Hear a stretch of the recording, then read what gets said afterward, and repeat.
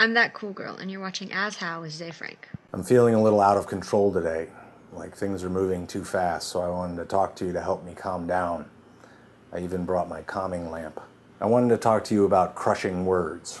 You know, the words that you hear sometimes and they just crush you.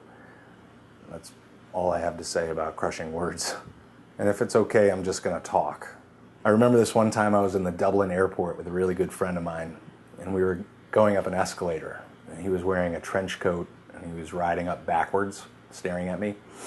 And we were in town because we had this museum event that we were going to be speaking at, and we were in great moods because we didn't get to see each other very often. And this friend of mine is like a Cheshire cat. He's always grinning and always smiling, but he says some of the most dangerous things, and for some reason that makes me trust him. And I guess this time I wasn't really expecting it, but he looked at me right after a joke, and he said, "Zay, what are you going to do when you're culturally irrelevant?" And he wasn't talking about me specifically. He was talking about getting older and living in a world that's optimized for the young. Culturally irrelevant. Yeah, those were crushing words. Because it became real. I mean, it's real. There is that moment. I carry that one with me. I don't know what to do with it, but I carry it with me. Once in a while I'll find crushing words in books, like when I was reading Fernando Pessoa, and he said that a man's mental abilities increase until the age of 44, and then they begin to decline, and I'm 40. And then there was this time I was reading The Art of Game Design by Jesse Schell, which is in the Magic Cubby, right here.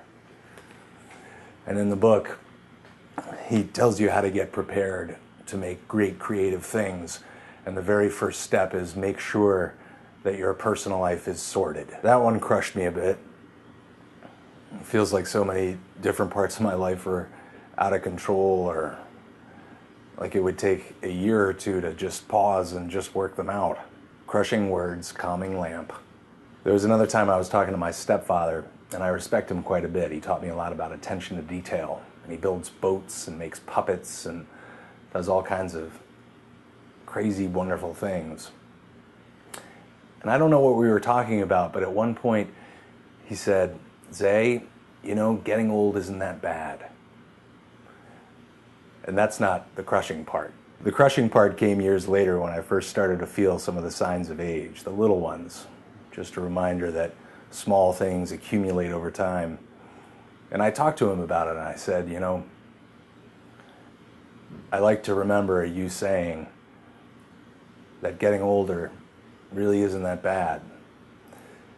And he laughed, and he said, "Did I say that? Because I don't think it's true." Oh, fuck. And I don't think of these moments as bad. I mean, they're crushing, but they're not bad.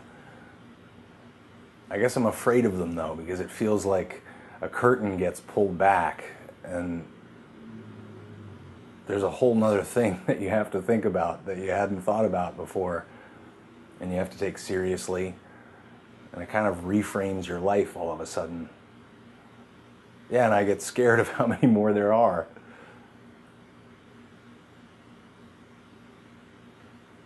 So what about you? What are your crushing moments? And I hope you have a calming lamp. They work. I'm disappearing. Goodbye. It's goodbye, my soul.